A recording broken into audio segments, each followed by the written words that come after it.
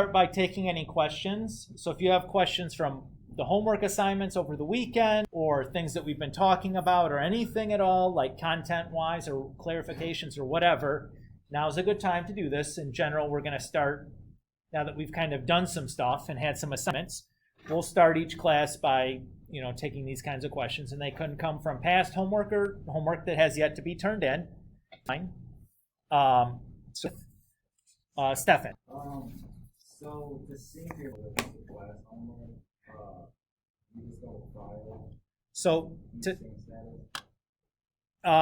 I think the easiest way to do this is if you move your cursor right onto the drop down, like right here, and you right click,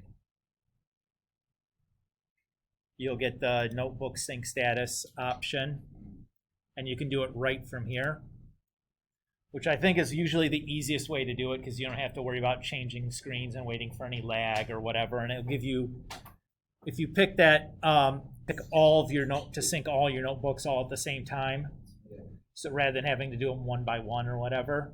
That's what I think is the easiest for me.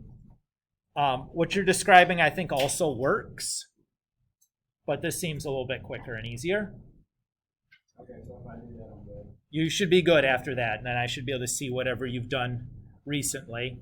In general, I would say for you, like anytime you finish like a homework session, I would just, before I switch and do something else, I would just sync. If you leave your OneNote open long enough, it'll automatically sync, but I don't know how long you have to leave it open before it decides to start syncing. Like, I don't think it's instantaneous. But you can force it to sync right when you want it to by doing that. And again, you don't have to wait for those bars to go green before you close it and move on. Like, as long as OneNote's still open, it'll still do finish up the syncing even if you close that window or whatever. Others, questions? Again, anything you can ask about homeworks or things that we've done or have yet to turn in, or things that we've turned in and you weren't sure about that you had questions on still, or anything like that, I'm happy to deal with. Hallie. Yeah, that's absolutely something we can do. Yeah, so the part about positive, negatives, and zeros? Okay. Sure. Do that.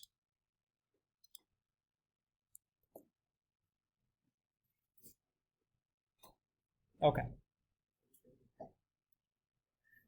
So the first thing I'm going to do is I'm going to just visually inspect that are positive, negative, and zero. So remember, positive means above the x-axis. So I'd be looking at 3 sections of the graph that are positive. Okay with that, Hallie? And then for negative, those are the sections that are below. So I see 2 sections that are negative. And then for 0, I see 4 distinct places where the graph is on the x-axis at those 4 locations. Okay with that? Yeah. All right. So let's go ahead and do these now one by one. So for positive, I'm going to consider this section by section. So since I have 3 sections that are positive, I'm going to have 3 separate intervals that I'm going to have to write for this. So I'll start at the far left and work my way to the right, just like I'm reading a book or whatever. We always, in math, we start from the left and we go to the right. So the leftmost point on that leftmost positive section is this arrow, right? So that arrow is pointing to the left, so that's like negative infinity for x. And it's pointing up, so that'd be like positive infinity for y. Does that make sense there, Hallie? Okay, but we're writing an interval, so all we really care about is the x-coordinate. And that positive interval ends here at this point, -4, 0. But again, all we care about is the x-coordinate, so I'll write down just the -4. Now I know that the infinities always get a parenthesis. And then to decide whether I need to use a parenthesis or bracket for the -4, I need to ask myself, is the point -4, 0 above the x-axis? Well, the answer to that's no, right? It's on the x-axis. Since it's not above, it doesn't belong with the positives, so it's going to get a parenthesis. And then I use that union symbol to attach the next interval. So that's like a capital letter U with no tail on it. And that next positive interval starts here at the point -1, 0 and goes all the way to this point, which looks like 3, 0. So I start at -1 and I go to 3 because all I care about are the x coordinates. Oops, but I put them in the wrong spot. I go over here. And again, I'll ask myself about the parentheses or brackets. So the point -1, 0, is that above the x-axis? No, so it gets a parenthesis. The point 3, 0, is that above? Nope, so it gets a parenthesis. Then I'll have another union, and then I'll go to this last positive section.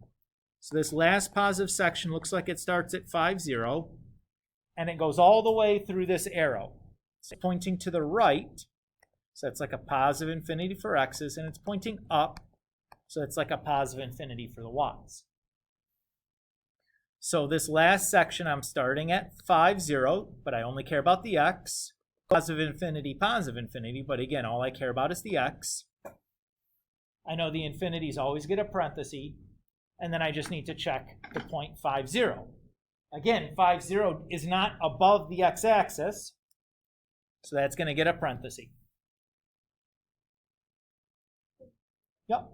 You want to do the negatives and the 0 parts? No. Okay. You're welcome. Joseph. Yeah, sure. So if I look at the first negative part, it begins at the point -4, 0 and ends at the point -1, 0, right? So all I care about is the x, -4, -1. And then to decide if I need a parenthesis or bracket, I'll ask myself, is the point -4, 0 below the x-axis? And the answer to that is no, right? If I look at the point, it's actually on the x-axis. Since the answer is no, it gets a parenthesis. And if I do the same thing for -1, 0, I note that that is also not below the x-axis. So that would get a parenthesis. Then I'll do my little union symbol, and I'll go to my next negative part. So that part begins at 3, 0, but all I care about is the x. And it goes to 5, 0, but all I care about is the x. And again, I'll ask myself, okay, is 3, 0 below the x-axis? No, so that gets a parenthesis. Is 5, 0 below the x-axis? No, so it gets a parenthesis. And then the last do is the 0 part. Still doing okay, Joseph? Okay. Notice that for the 0 parts of the graph, these are just singleton points, not like a section of the graph. They're not infinitely many points like the other parts that we discussed were. So here, when I do this 0 part, because I'm just talking about 4 points, instead of using an interval notation, I'm going to use a set notation. So I'm just going to do the little squiggly set bracket. And then I'm just going to list the x coordinates for those 4 points. So that's going to be -4, -1, 3, and 5. Is that okay? And I'm done.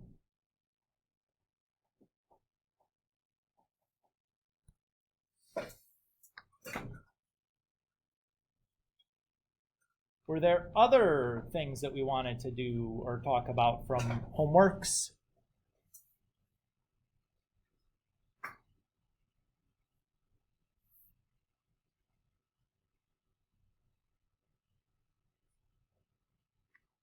Okay, last chance on that before we move on. Bianca?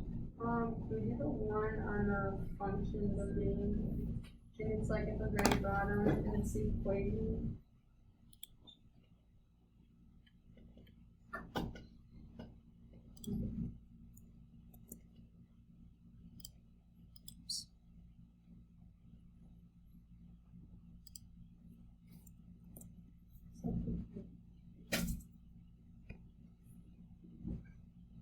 You're talking about this? It's like the page with the definitions on it. Those aren't problems, those are just examples. Like on the like this. Is that just So you're talking about the first page of homework 1.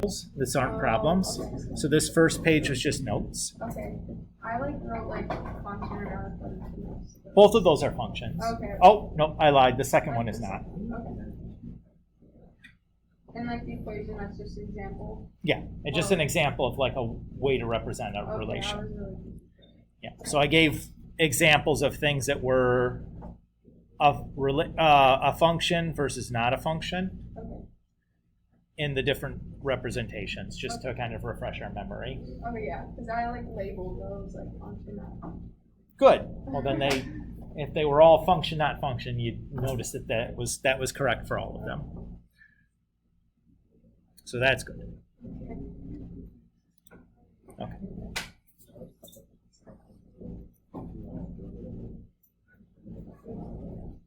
All right. So today, we're going to start by just reviewing briefly what we did last time. So we ended last time by talking about these different ways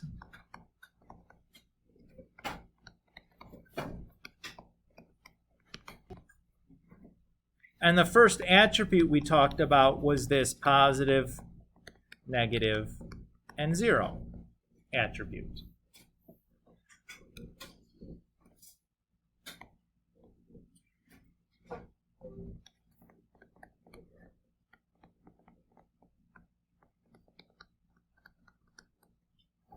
And we said that positive was basically the parts of the graph that are above the x-axis, negative is the parts that are below, and 0 is. The notes last time, I'm just kind of picking up where we left off and redoing the end of last time. So let's do another quick example here.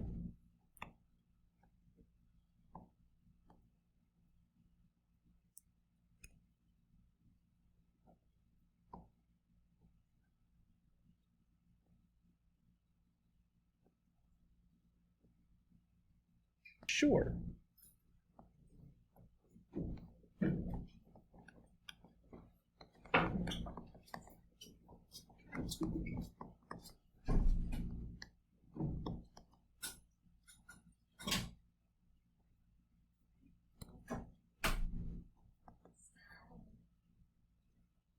So let's say we have a graph that looks like this.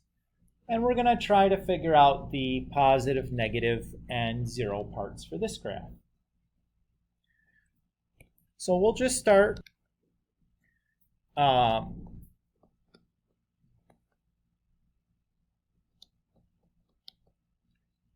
visually inspecting the graph. How many positive parts do you see for this graph? I see 2 also. I see this left end of the graph and this right end of the graph. Do you guys agree with that? So if I look at the left end of the graph, the leftmost point on the left end is this arrow. Because this is the left arrow, the x-coordinate is like negative and up, the y-coordinate is like positive infinity. This section then ends at the point -4, 0. So my first positive interval is going to go from -infinity to -4. And then I need to decide whether the -4 should get a parenthesis or a bracket. because that point -4, 0 is not above the x-axis, I know it gets a parenthesis. And then we'll do our union symbol. And we'll draw or look at our next interval. So our next interval, 5, 0. So all I care about is the x-coordinate. And ends with this right arrow. And because it's pointing up, the y-coordinate is also positive infinity. So all I care about is infinity. I know the infinities always get parentheses.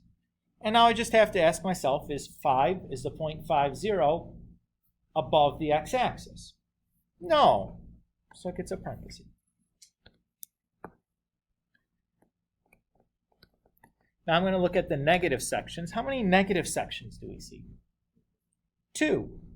Good. So I have one here and one here. So that first negative section begins at the point -4, 0, but all I care about is its x-coordinate. And it ends at the point -1, 0, but all I care about is its x-coordinate. If I look at each of those points, neither of them is below the x-axis, right? So they both get parentheses. And then I'll do that union symbol to connect the next interval. If I look at the next piece, we start at the point 2, 0. All I care about is the x. And end at the... And when I check each of those 2 points, they are both, or neither one of them is below the x-axis. So they also both get parentheses. Is everybody so far so good? Okay. How many sections of the graph do you see that are 0? That's incorrect. There's 3. So there's this section here. There's that point, and there's that point. Is everybody okay with that? So those 2 points in the middle that you were probably counting as separate were connected in between. Notice that the graph was red there and not black like the x-axis or the axes were when I drew it. It's hard to tell now because I've colored it all up, but now we have these 3 different parts of the graph that are 0 parts, right? Notice that one of those parts is an interval that has infinitely many points on it. The other 2 are singleton points. So we're going to have to use different notations for each of those 2 different situations. Let's do the interval first. So that interval starts at -1, 0. All I care about is x. And ends at 2, 0. All I care about is the x. And then I have to ask myself, is the point -1, 0 on the x-axis? Yes. So that's going to get a bracket. Is the point 2, 0 on the x-axis? That gets a bracket. Everybody okay there? Is that bracket?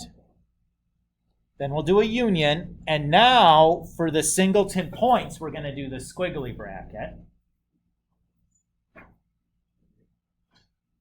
Because we have a single point here that's on. So we'll just write the x-coordinate. And another single point that's on, we just write the x-coordinate. So that should be what our 0 looks like.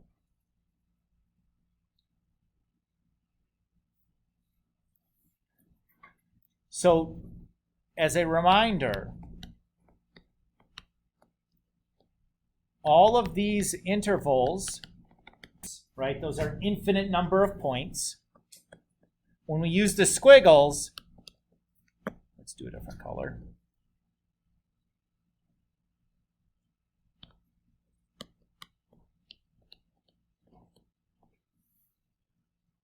That is finite.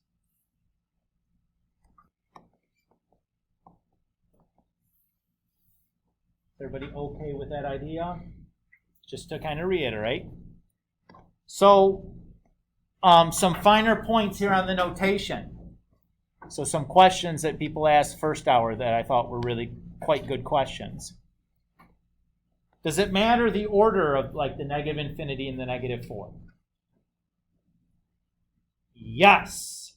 The numbers inside your interval, the order of those numbers matters. They must always be going from small to big. Okay? Or the left end to the right end when you write them down. Everybody's okay there? How about the question, does it matter if I start with the interval -4 or negative infinity to -4? Or could I have started with 5 to positive infinity? Does that matter? The answer to that is no.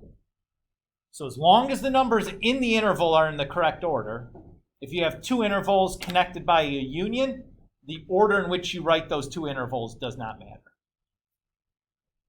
Is everybody okay there?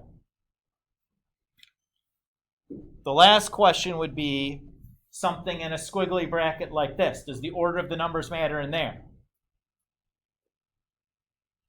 No, right? Inside the squiggly bracket is just a regular set. The order of that set doesn't matter. The reason it matters in the intervals is because you're describing the stuff between two values. It doesn't make any sense to say, oh, the stuff between +6 and -6, because there isn't anything in between +6 and -6, right? Everybody agree with that? What's smaller than, or what's bigger than +6, but smaller than -6? Nothing, right?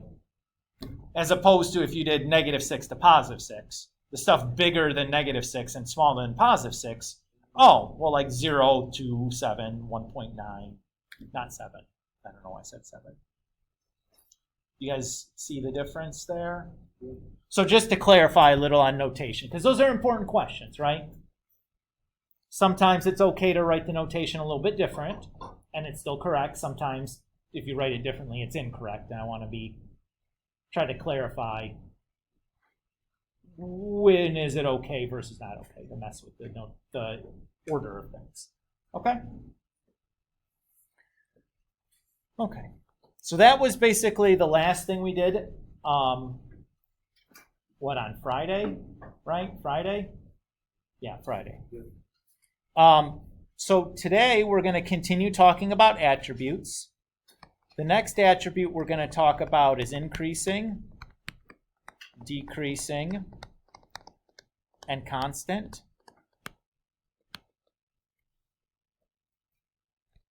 And I'm going to define these things informally because we're not going to try to prove anything with this.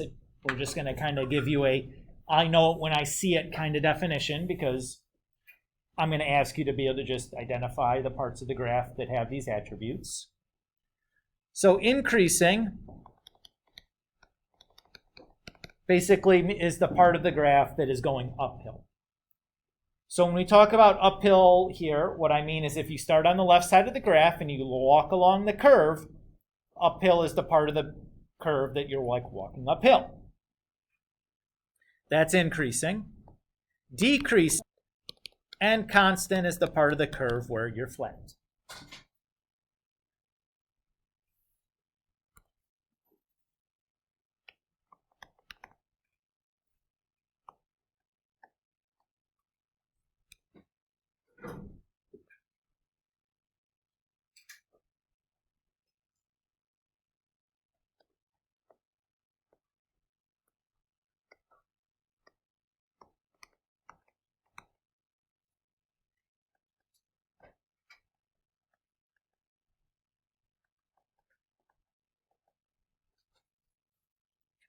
So let's look at an example here where we'll do increasing, decreasing, and constant.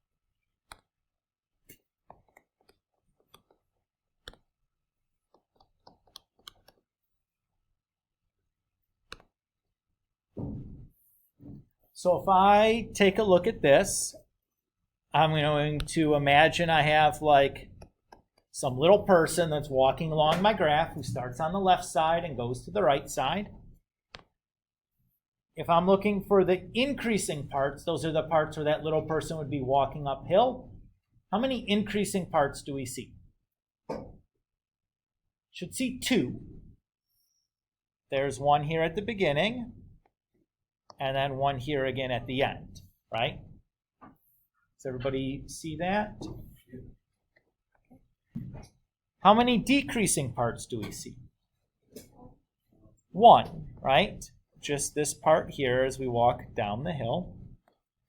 And then constant part, well, there's one right there, where we're flat.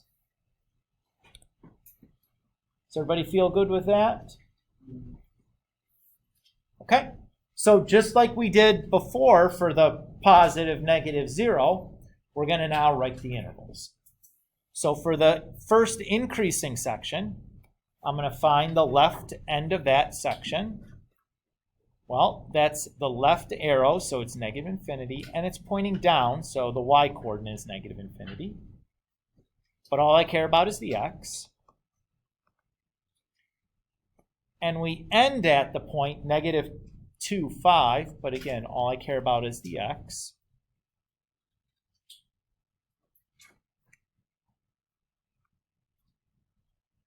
Now, as a rule for these increasing, decreasing constant parts, we're always going to be using a parenthesis here. And this has to do, the reason it's always going to be a parenthesis for these problems has to do with the very formal definition of what we mean by increasing, decreasing, and constant, which has to do with like the slope of a point on the interval that's to the right or to the left of a given point. But if we're using an endpoint, either to the right there's no more points on the interval that are, or on the left there'd be no more points on the interval, so the endpoints can't be included. In general, that part is not necessary. All that you need to remember is that for increasing, decreasing, and constant, everything gets parentheses. That's the part you need to remember. Okay?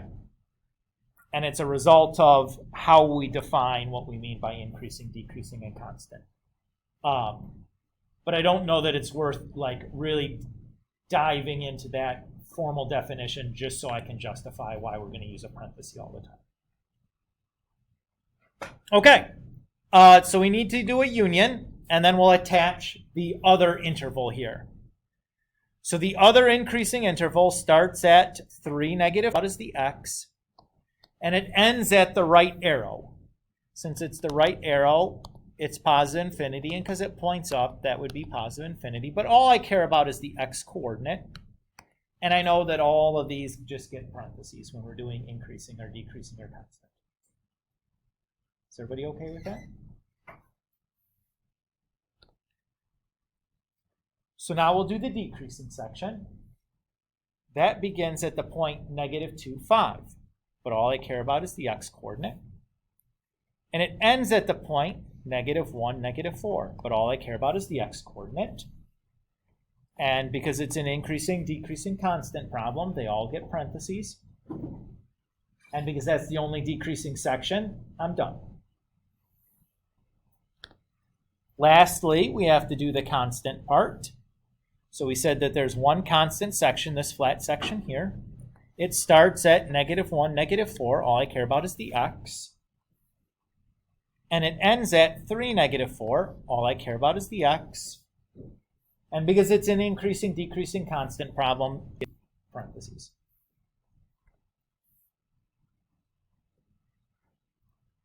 Are we okay on this one? Very similar to positive, negative, 0, right? If you got the notation, you can write intervals.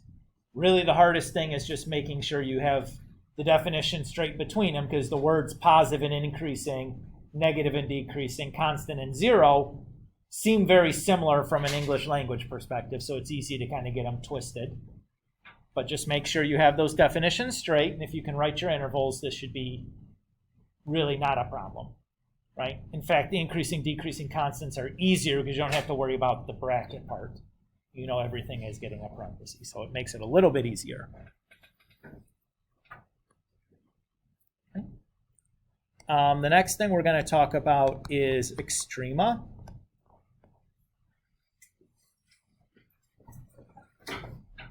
So an Extrema is basically just describing the highest or lowest point on the graph, or relative, I should say.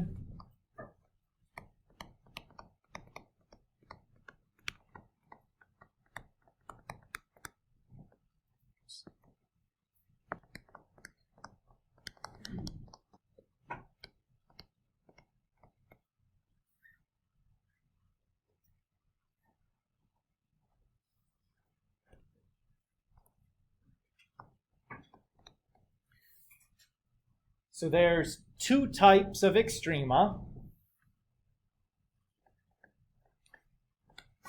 There's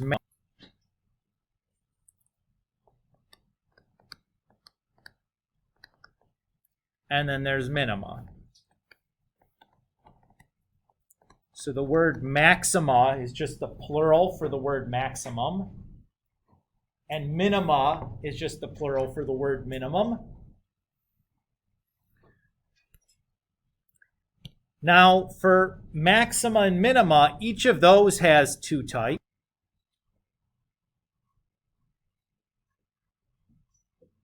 Hold on one second here. Okay, seems like that's working. All right, you have global maxima or global minima. This is the overall highest or lowest point. And you have local maxima or minimal. This is the highest or lowest in its neighborhood.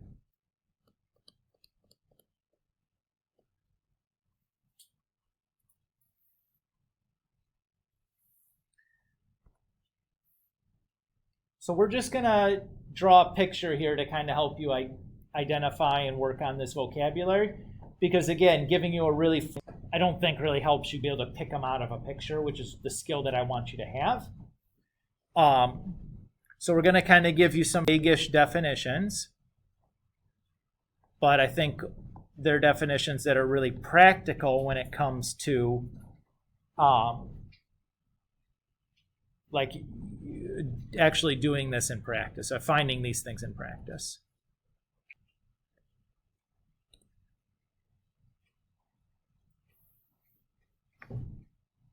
Okay, so here's a graph. If I look at this graph, how many maxima do we see? I see two, right? I see one right here at the top, and I see another here at the top of that hill. Is everybody okay there? So if I look at that, the maxima on the left, is that global or local? Well, since that's the overall highest point, that is global. Everybody agree with that? Yes, sir. So is the highest point always a global? Yes. Or lowest is always a global. Yep. If I look at the other maximum, that maximum is just the highest in its local area, right? This is a local.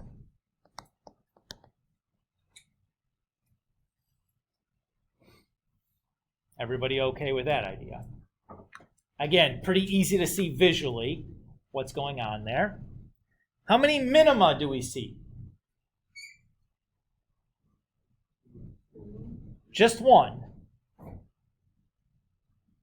Just here. That minimum, local or global? That is just local. Why is it local? We have these ends of the graph that go down forever, right? So there's definitely points on those that are lower than that minimum in the middle. And it's also why there's no global minimum for this, because any point you pick, you could find one lower than that because the arrows are going down forever. So that's why we're going to say there's just one minimum here and not say 3. Because the arrows can't be counted as a single point. Because there's always another point lower than that. Does that make sense to everybody? Do we feel reasonably okay with being able to pick these things out of a picture and label them local and global? It's a pretty simple skill to have once you've done an example and we've kind of talked through what we're meaning. What I want to do next is show you how we can use our graphing calculator to find the exact coordinates for these extrema. So if you have your graphing calculator with you, I'd invite you to take it out and follow along with me. If you don't have your graphing calculator with you, or you haven't gotten one yet, that's okay. Put it on your to-do list to get a graphing calculator over the long Labor Day weekend. Or if your graphing calculator's at home and you need to find it, put it on your list to find this thing and bring it with you to school. If you don't have it with you today, or you forget the steps that I'm about to show you, you can always go back and watch the recording that's on PowerSchool for this to kind of review the steps, right? If you're doing that, make sure you take advantage of recordings. So as I'm describing what to do, you can pause and then do it on your calculator and then start so I don't get too far ahead of you. Okay. So we're going to want to start by turning our calculator on. The on button is in the lower left-hand corner, labeled on. I say that and you kind of giggle like, I know where the on button is. Some people are looking at this calculator for the first time in their entire lives. And if I say turn it on, they're going to look at it and go, there's 1,000 buttons on here. Where's the on button? So I'm going to say it anyways. Some of us have used these before. Some of us haven't. That's okay. Okay. Before we do anything else, let me describe to you what we're going to kind of do with this calculator. So the idea here with the calculator is I want to tell the calculator to generate some kind of graph and then find on that graph the maximums and minimums. Or I will find the maximums and minimums on the graph. But then we'll ask the calculator, okay, give me the coordinates then for these locations. So the first thing we need to do is generate a graph. Everybody's okay with that? If I want to graph anything on my calculator, the place to do that is this y equals button in the upper left-hand corner on the home row there. So let's go ahead and press that button.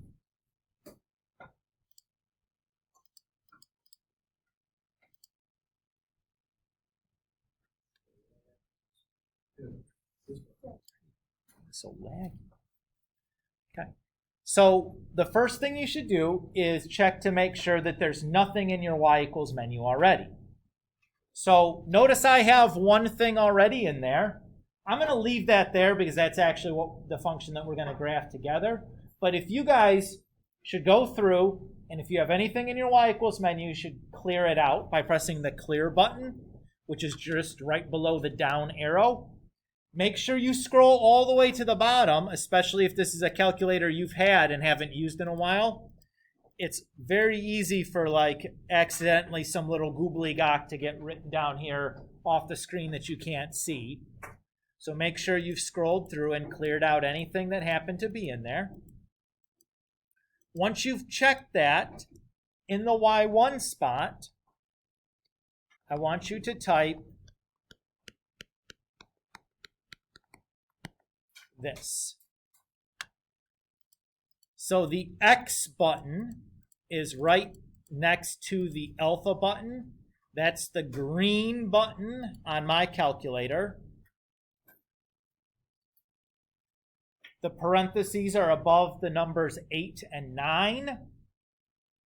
And then the addition and subtraction symbols are on the far right side in gray. They should be easy to locate. So take a moment and type this in exactly as it's written on my OneNote here. So this is what you're typing, exactly like this. The calculator screen can't display the whole thing, so I wrote it down on the side here, so you know exactly what to type in. So I have some stuff going on off the screen which is why it looks weird at the end of my calculator display.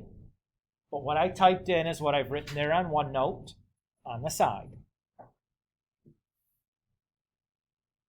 Is anybody still working on typing that in? Wonderful. What we want to do now is to graph this, but we need to tell the calculator how to do that. So we need to tell the calculator, okay, when we draw our XY axis, like, what should I start my X scale at? And what should I end my X scale at? What should I start my Y scale at? And where should I end my Y scale? Because depending on how much of that graph you want to see, it's important that your calculator knows this. So in general, when we're graphing, unless you have a good idea of what you're going to be looking for, I think the best place to start is with a standard window where we start at -10 on the X and go to +10 on the X, and start -10 on the Y and go to +10 on the Y. This feature is already built into your calculator. So what we're going to do to access that is we're going to press the zoom button that is right here in the middle of that very top row. So on the very top row, right below the screen, in the middle is a button called Zoom. From the Zoom menu, the option that we want is called Z Standard. That'll give you the standard window that we're almost always going to be wanting to use. And if you press enter, then your calculator proceeds to graph that function for you. And your display should look something like this. I got an error. What does the error say? Syntax. It's probably because you used the negative sign instead of the subtraction symbol when you typed in your equation. So press the Y equals button again and go look at your equation and make sure that you typed in the minus sign instead of the negative symbol. That would be my guess with a syntax error. What syntax error means is you've used some symbol incorrectly in your... So like you wrote like plus and then a minus after it, like that doesn't make any sense. Now you have it working. Good. Okay. So if we look at this, I see one local maximum right about here. You guys agree with that? And one local minimum right about here. So what I'm going to do now is I'm going to tell the calculator, okay, find this local maximum or this local minimum, and the information that... So that's what I'm going to need to supply to my calculator. To access the command to tell it to find a maximum or minimum, we're going to press the second button. That's the blue one here, right below the Y equals. And then we're going to press the trace button, which was one to the right of the zoom command. So I pressed second and then trace. That's going to open the calculate menu. These calculate tools are all tools that can be used on a graph. So if I am looking to find a maximum, which of these commands from the calculate menu looks like the one I'd want? Maximum. So we can scroll down to maximum, press enter, or since it's command 4, you could just type the number 4. Either is fine.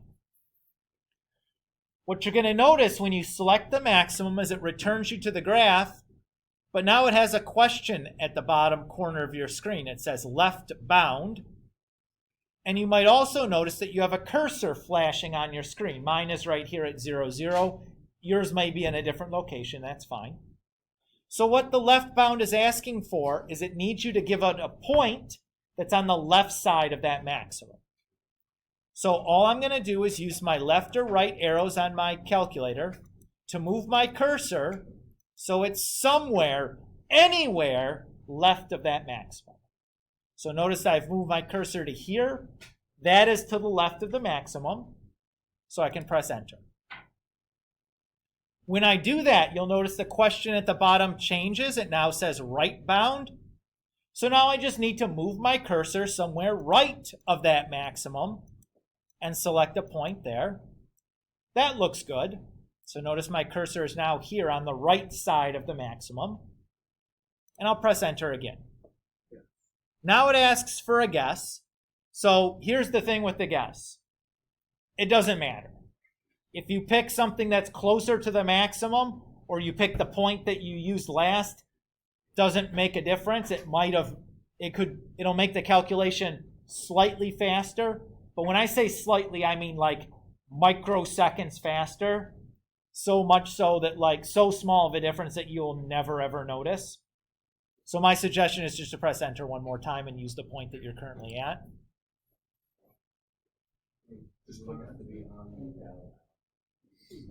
That's because you picked something probably reversed. You probably did a right bound and then a left bound. Or you picked a guess that was outside of the range. One of those two things there.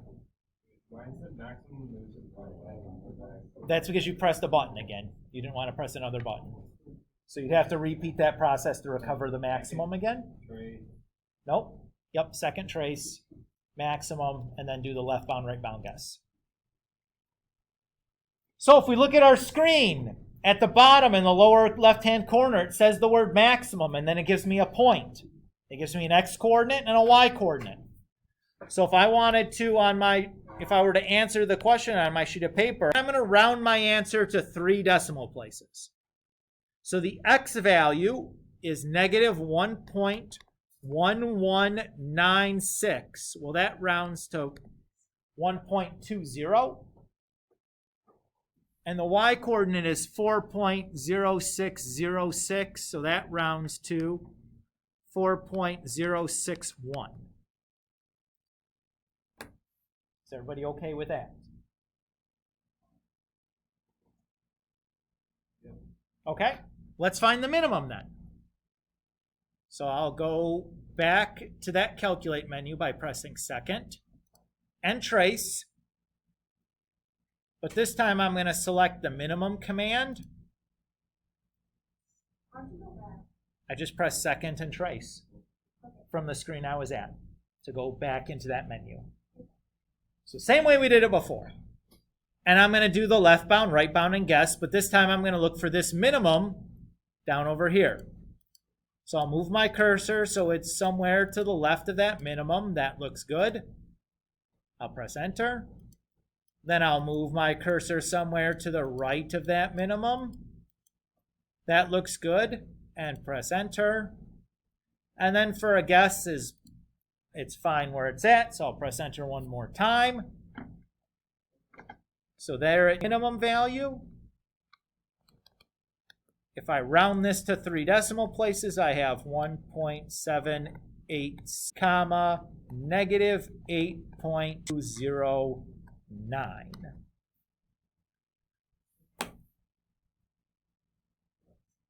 Okay? So in one of the homeworks, I'm going to ask you to use your calculator to find the maxima or minima. This is the procedure that you'd use. So the hardest part is going to be remembering where all the commands are at and getting the calculator use right. There's very little you have to tell the calculator, though, for it to spit this out. You just have to know, like, really how to use the calculator. Everybody good with this idea?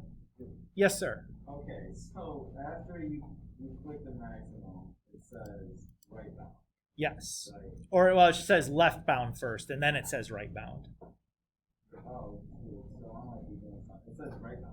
So what you're probably doing is pressing enter twice instead of just once. So you selected the maximum command, and then immediately it selected whatever point you were at as the left bound, and it's now asking for a right bound is probably what's the goof up. Okay, I reset it, so now it says left bound. So I click maximum right, the maximum. So you pick somewhere to the left of the maximum. Oh. Anywhere to the left of it is fine. Okay. And then the right bound Is anywhere to the right of it. You don't pick the actual maximum point. And then guess is Wherever you want in between the two. okay. Yes, sir. So after you like the Second, and then trace. That'll access the calculate menu. Okay. That's it for Extrema. Last thing I want to talk about today is called end behavior.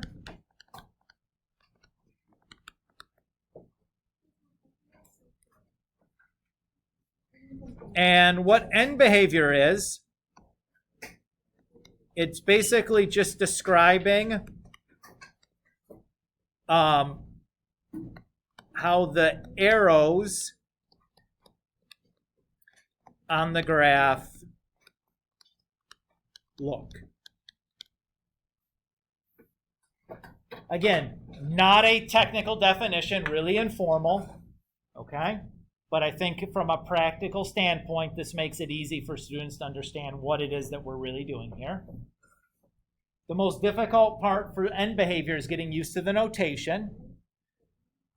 But our plan here is, and we're going to describe what we see in words, and then the notation that we'll use for this. So let's say we have a graph that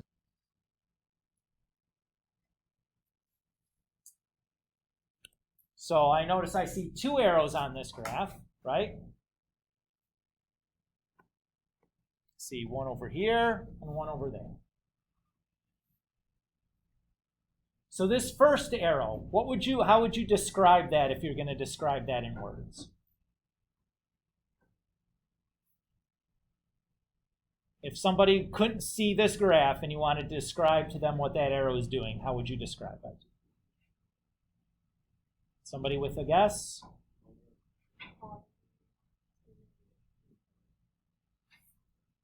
Okay, so you should probably identify which arrow you're talking about, because they can't see anything that's written down. So we'd say the left arrow. Yeah. Okay, and then what's that left arrow doing?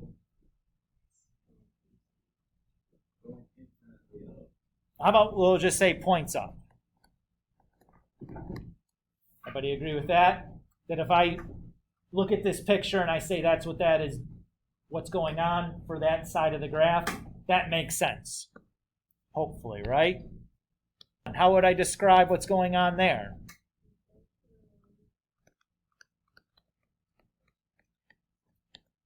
Okay, right arrow points down. Perfect. Now I left a little space in between this because I'm going to write the notation underneath it. Just FYI. You could write it to the side or whatever, though. It doesn't have to be identical to what I'm writing. So everybody's okay with like a verbal description of what's going on here, right? You have to tell which side you're talking about, left or right, and then what the thing is doing, up or down. So when we say left or right, which coordinate are we talking about if we're talking about left or right? X or Y? X, right? Because when we describe where the point is located, the X tells us how far left or right we need to go. So when we talk about left or right, we're going to be talking about the X coordinate. So I'm going to have an X here. And then since it's going to the left, if I go left on the x-axis, I'm going towards negative infinity, right? So we'll just write x approaches negative infinity. And the way we write approaches in symbols is just with an arrow. So x approaches negative infinity. But it's okay there. Now, if we're talking about pointing up or down, what coordinate talks about up or down? The y, okay? So we're going to have the y approaches. And then if we go up, going towards positive infinity,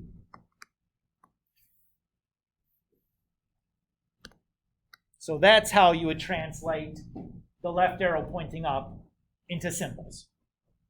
Is everybody okay with that idea? Not too difficult if we start with the verbal description and kind of translate it into symbols. The symbols make sense. If we start with just the symbols and then try to turn it into words, it's not as clear what's going on. So I like to do it this way. So for the other one, right arrow should be x approaches right along the x-axis. That's where positive infinity is. And then points down would be y approaches negative infinity, because if I go down on the y-axis, that's where negative infinity goes. Is everybody okay there?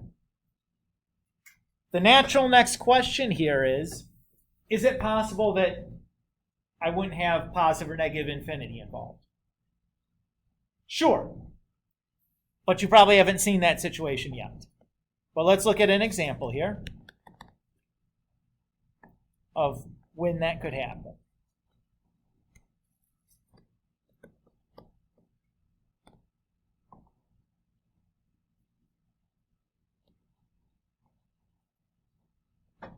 So let's take a look at this graph. So has anybody seen a graph with like a dotted line on it like this before? No. Maybe, probably not, would have been, I wouldn't be surprised if nobody said that. When we have a dotted line like this on a graph, this is called an asymptote. It's basically like a force field. It's a line that the graph can approach, but can't ever touch, and it can't cross. We'll talk more about asymptotes later this year, and we'll talk about them in good detail and really kind of talk a lot about them. Right now, I'm just going to make mention of this word and kind of give you that really informal definition, just so that we can talk about an example of end behavior that doesn't involve, like an infinity, or a part of an end behavior that doesn't involve an infinity. So if I look at a situation, I have this part of my graph, right? So this is the left arrow.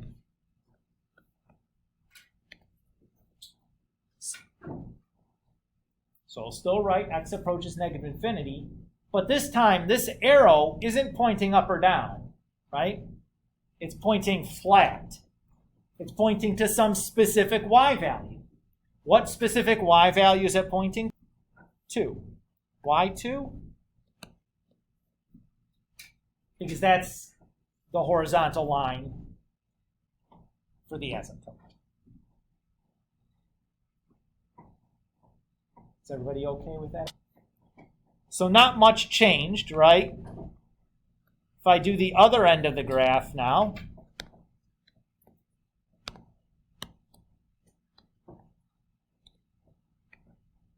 the only difference is I have positive infinity pushing 2.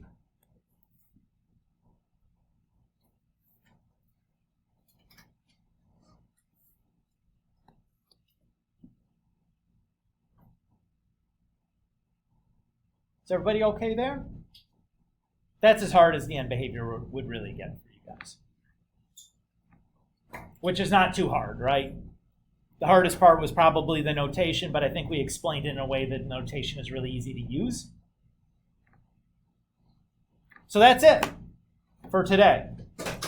So you'll notice that on both PowerSchool and in the content library, I've added some homework assignments. So homework assignment 3 is about increasing, decreasing, constant, positive, negative, 0, and domain and range, where we ask you to do all of those things for a couple of graphs. Okay, so I have 2 graphs here that I've given you and ask you to do all of those things for them. Homework 4